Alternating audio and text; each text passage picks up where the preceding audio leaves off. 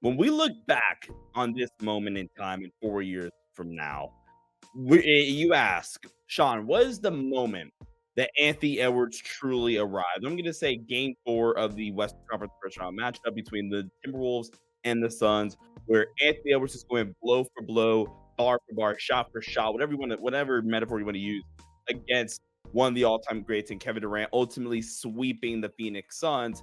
The game with Kevin Durant at 33 points, like KD was still phenomenal. If you ask me 4 years from now, what was the game that made us really take the Minnesota Timberwolves seriously again? All the way serious. Like, they had a really good season. They were the 3 seed. They probably had the defensive player of the year. The game I'm going to point you to is this game. Game 1 of a second round matchup between the defending champions Denver Nuggets and the young, the hungry, the thriving Minnesota Timberwolves, built around a young star in Anthony Edwards. This was a phenomenal playoff game. This had everything you wanted from a playoff game. A lot of fun X's and O's related stuff that we're going to dive into here in this breakdown. My pick heading into the series was Denver in 7. I had absolutely no confidence in that whatsoever, but I do have confidence in this. This is going to be a phenomenal series. We are cooking here on this channel and in the sports realm in general with this series. And guys, that being said, let's get into it. Ladies and gentlemen, this is the film breakdown, diving in to what was one of the best games so far in the playoffs and what might be a precursor of what we're going to see in this match between the defending champ Denver Nuggets and the Minnesota Timberwolves. Let's get into it.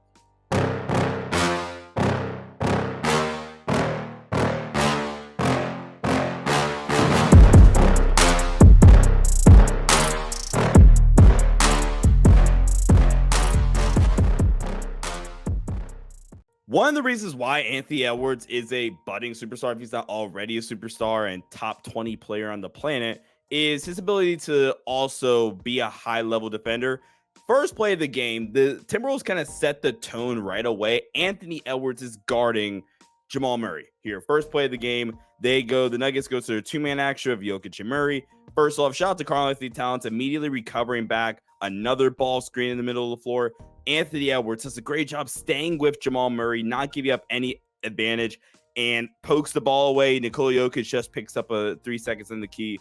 Great defensive possession. This is stuff like this is why the Timberwolves are one of the best defenses in all of basketball throughout the course of the season. This is such a high-level read here by Mike Conley. I love this play. I'm excited to break this one down. So you first get a ball screen from Anthony Edwards to now get the Jamal Murray switch. And as we can see here, Jamal Murray is on the high side of Anthony Edwards, which is leaving the left hand to the left side of the floor for left side of his body, for Anthony Edwards, closer and open to the basket. Michael Porter Jr., cheats off the corner. And what that does for Mike Conley's going to simply swing the ball across the floor. He's going to swing it across. And now all that does is, since MPJ is guarding one pass away now, essentially, all Anthony Edwards has to do is just turn his body. That's a very easy pass by Karl-Anthony Towns. Just smart basketball by the Timberwolves here. And I think that's what having a veteran point guard like Mike Conley does for this offense.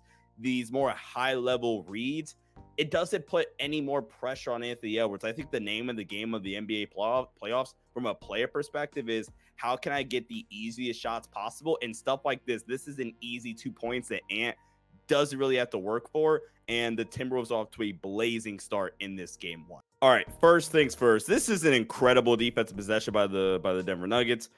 Timberwolves go to double drag action, and Jokic does a great job of getting his hands in the passing lane, gets the steal, but the Timberwolves fly back in transition. Cat runs out crazy on the closeout. They stop the ball early in transition. Now it's Michael Porter Jr. trying to attack Rudy Gobert one-on-one in isolation and throws a really errant pass that leads to a turnover.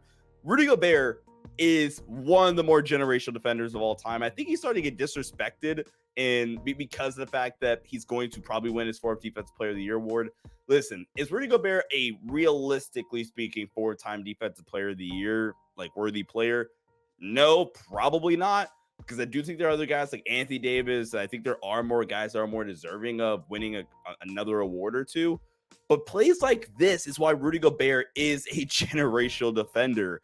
And there was no advantage gained here by Michael Porter Jr., who, in my opinion, has been the Nuggets' second best player throughout these playoffs.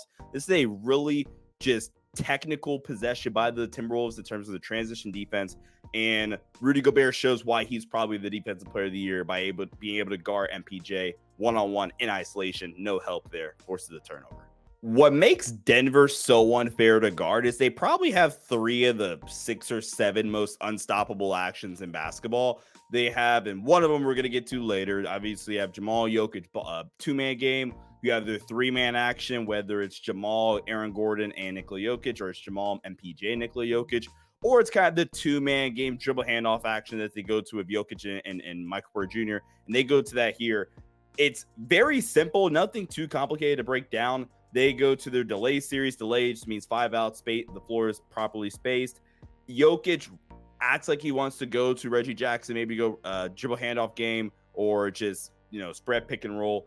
It flows into a dribble handoff, pretty simple action. Nasri has to chase MPJ, probably not ideal for Minnesota defensively. MPJ has been such an incredible shot maker for this Denver offense. He's able to hit an in-rhythm 3. And with Jamal Murray not shooting the ball incredibly well, MPJ being able to raise his level of play, especially offensively, has been a big key for the Nuggets' success here in these playoffs thus far. This is another really fun clip to break down here. So the Timberwolves go to this Horns flare action for Cat. They love this stuff for Karl-Anthony Towns, where they have Cat be one of the screeners, and then he gets a flare screen from Rudy Gobert. If you don't get anything out of this action, it typically just flows into side pick and roll with a player space on the corner. So in this possession is Jaden McDaniels. And what the Nuggets do here, they're going to ice the ball screen.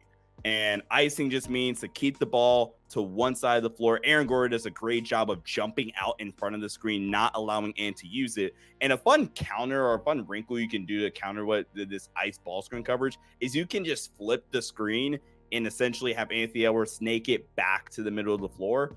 But what the Timberwolves do here instead is they say no, Rudy, actually, I give Rudy Gobert more credit here. Rudy Gobert doesn't decide to flip it. He just immediately gets into a pocket for Anthony Edwards to make this pass. And instead, by doing that, he makes Jamal Murray commit over, and KCP has to sink down to make sure that Nickeil Alexander-Walker is wide open. And instead, you leave one of the most talented big men of the past decade and a half or so open from 3, and Karl-Anthony Towns is a practice shot for him. Great set, great action. This is a fun, like I said, a fun play to break down here. Like I said, this is the most unstoppable action in basketball. So late quarter situation for Denver. They are going to go to one of their staples. They're going to go Jokic pick and roll. They're going to go 2-man game of Jokic and Murray, or they're going to go to the 3-man gut to DHO action. LeBron and JJ already called it villain action. They'll go to one of those 3 staples almost every time in these late crunch time situations at the end of the half or at the end of the game. And so what happens here is you get a empty side pick and roll. Empty side, if you don't know, empty side pick and roll is just meaning there's nobody on the strong side of the floor. There's nobody in the strong side corner. We want to either let our roll man roll towards the empty side and it changes up the tag man, or we want to let our guard drive towards the empty side of the floor and see limited help, if any help at all. So they go empty side pick and roll with Jamal driving towards the empty side.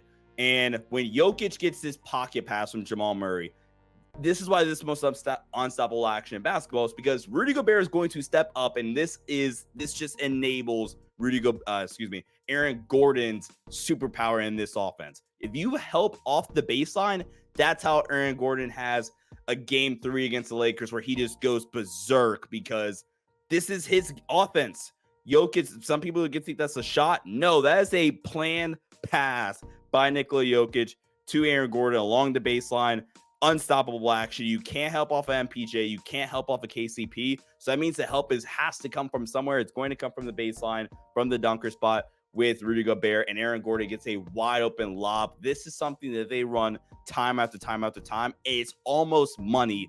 And if you stay home on Aaron Gordon in the dunker spot, then it's just a easy Jokic little push shot floater that he always goes to. This is easy money for the Nuggets offense. And I'm curious to see, heading into game 2 and throughout the rest of the series, how does Denver go to this action more? Does Denver tell Jokic, hey, be more aggressive?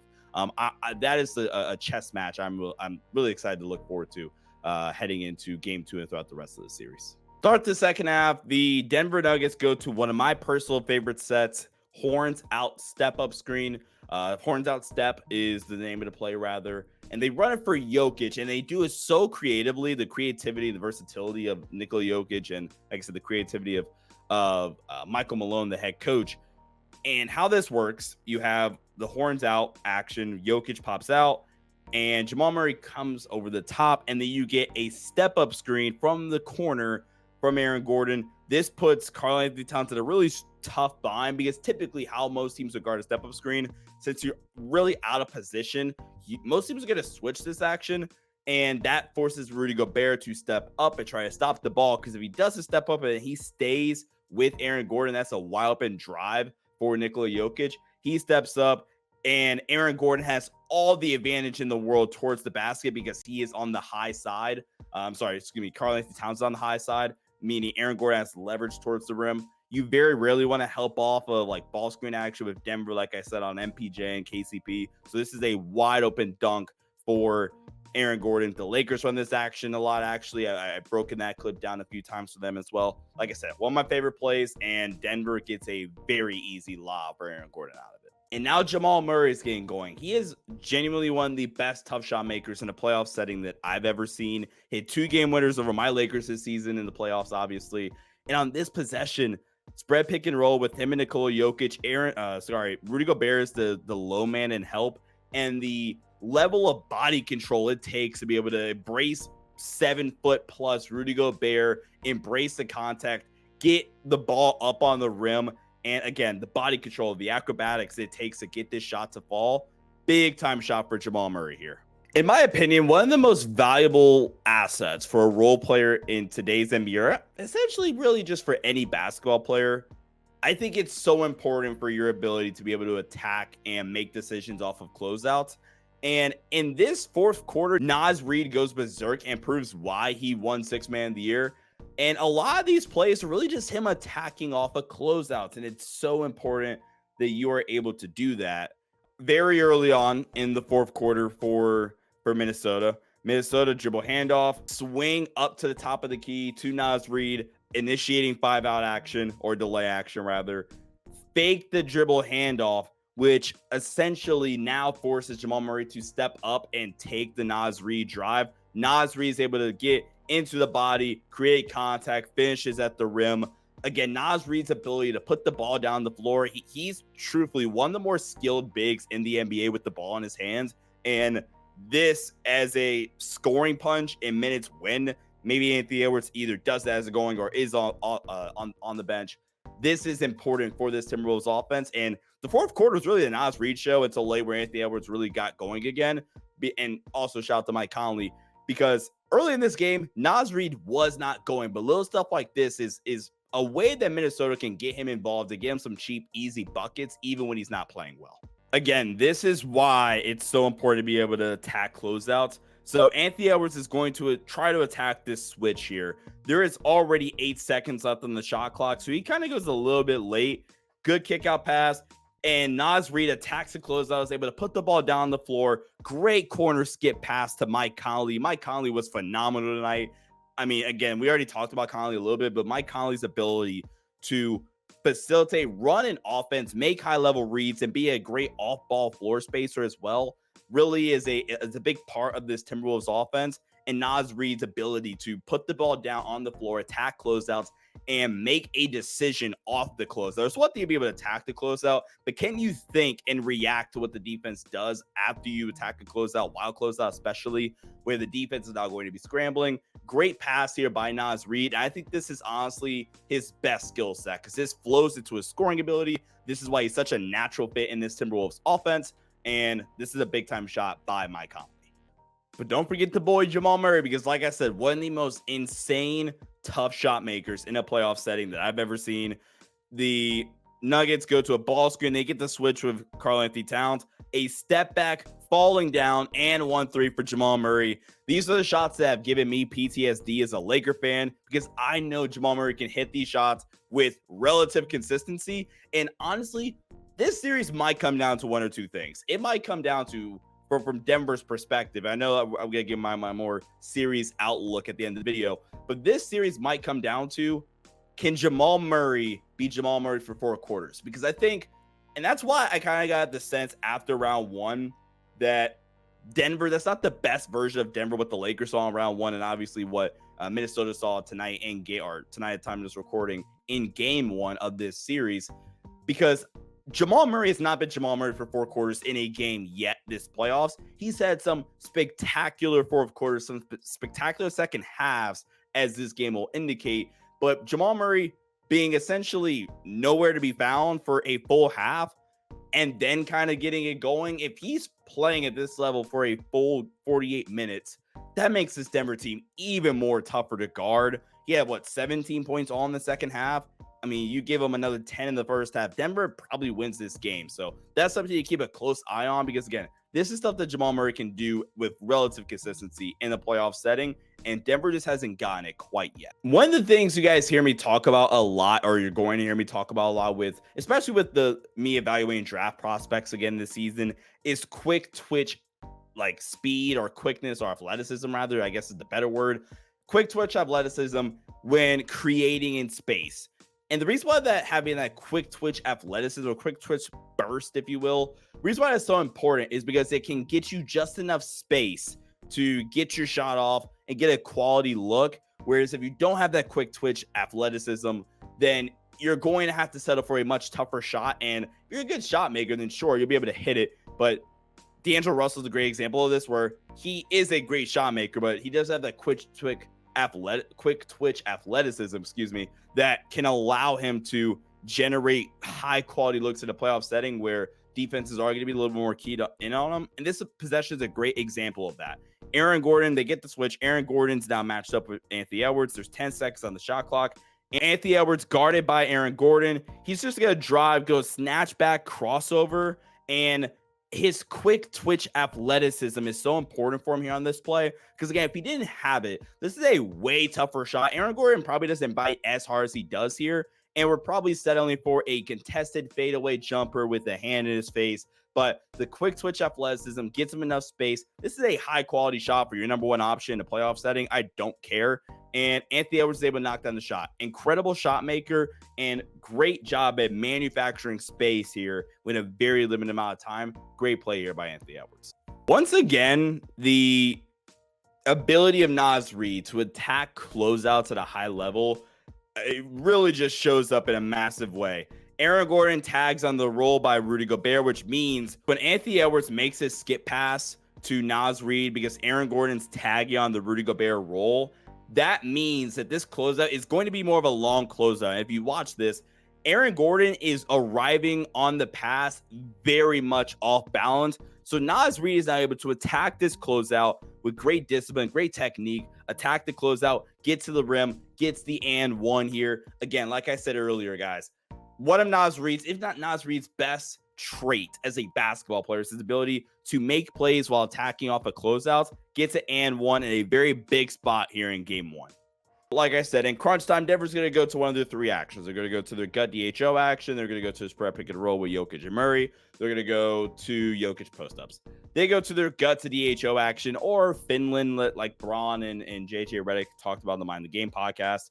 So this is how the possession starts off. Aaron Gordon's going to bring the ball up the floor, and he is going to hit the ball to Jokic at the elbow extended.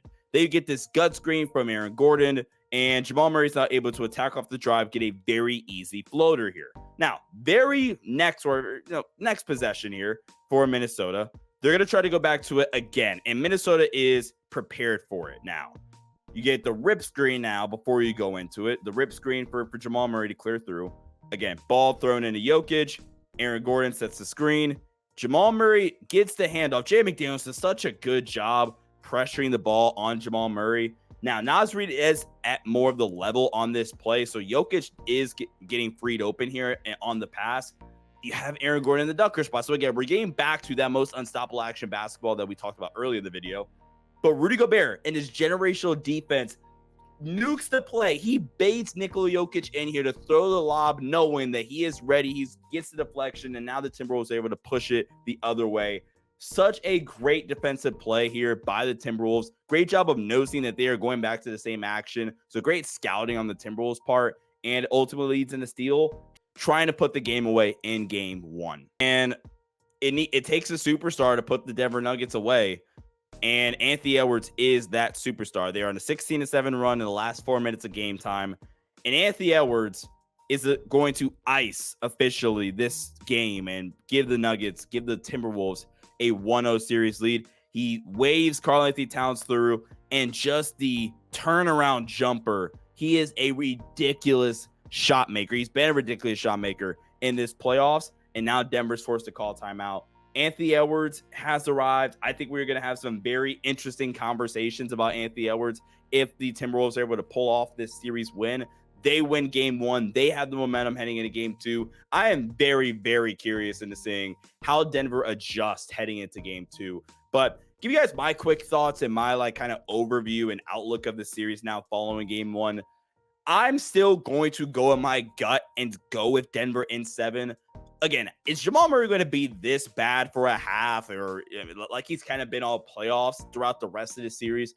I don't know. Now, granted, Minnesota, give them all the credit in the world. They have a bunch of just great size and bodies that can throw at Jamal Murray. They can go Nickeil Alexander-Walker, Anthony Edwards, Jaden McDaniels. They have great rim protection, Rudy Gobert, like we already talked about in this video. So I'm curious how Jamal bounces back throughout the rest of this series. From Denver defensively, I thought they were way more willing to switch on Minnesota offensive actions, way more willing to switch than I thought they should have been. So that's something I'm looking forward to watching in game two. How willing is Denver going to be to switch some of these off-ball actions, give Anthony Edwards these switches on Jamal Murray? I thought they were really comfortable letting Ant go at Jamal Murray, go at KCP, obviously. I think they trust KCP a lot, but I'm curious to see how, willing they're going to be to do that heading into game two and throughout the rest of the series. I want Nikola Jokic to be more aggressive as a scorer. I think there are times throughout games where Nikola Jokic can be almost too passive. He is a great passer and a great playmaker. I think we know that. But I think there are moments in the game where Nikola Jokic is trying to force a pass where it's like, dude, go score. So that's what I'm looking for from Denver. Now, from Minnesota's standpoint, I think you feel fine right now. I'd be curious to see if they start to double Jokic more. I thought they were really comfortable letting Rudy Gobert play him one-on-one. And I think the problem with playing Jokic one-on-one is if he is able to get good position on you, it is over. And Rudy is an amazing defender, yes. But there are still times throughout game one where Nikola Jokic was just able to seal him off, get great positioning, especially in the middle of the floor. If he is able to get positioning in the middle of the floor, good night. It is over with. And I thought too many times the Timberwolves would play Jokic one-on-one and they would give him those kind of looks. I feel pretty all right if I'm the Timberwolves right now. I think you are going to get some better performance like Rudy Gobert. He only had 6 points offensively, but I thought Rudy's impact defensively was bigger than that. I don't think you're going to get a no-show offensively from Jaden McDaniels. Now, if I'm Minnesota, I am a little bit more worried about, does Jamal start to blow up? But give Minnesota all the credit. They forced 7 turnovers on Jokic. Denver's not a team that really turns the ball over, and their starting 5 had 12 turnovers by themselves. So give Minnesota all the credit in the world. I thought they did a great job at kind of limiting Aaron Gordon's touches as much as possible, not letting him go off. Reggie Jackson, honestly, is going to need to be a spark plug in this series for Denver heading into game 2 and throughout the rest of the series. He had a great stretch of minutes towards the end of the first quarter where he got to spark this Denver run kind of out of nowhere. So I think Minnesota also needs to clean up on the turnovers. I thought in that first half, they were really, really bad at taking care of the basketball, kind of let Denver hang around and ultimately take the lead in that first half. Too many careless mistakes from Minnesota in that first half. So as of right now, I'm sticking with my Denver in 7 pick. I think if Minnesota were to win this series, I think it would be Minnesota in 6. That's what I'm feeling right now. Shout out to Anthony Edwards. He's a dog. 43 points, 7 boards, 2 blocks, 1 steal, 3 assists. He's amazing. We have a series on our hand, folks. I think whoever wins this series is going to win the NBA championship. So you heard it here first. But guys, thank you all so much here for tuning into this film breakdown. Let me know if you guys prefer this style or the style of my other breakdowns. I'm trying something new out here. So please make sure you guys like and subscribe here to the channel. Follow me on X at Sean_DAVI. And so those post notification bells as well. I'm going to try to get my Thunder and Mavs film breakdown preview for that series out tomorrow on the channel as well. So make sure you guys are tuned in for that. So thanks everybody. See ya. Stay safe. Peace out.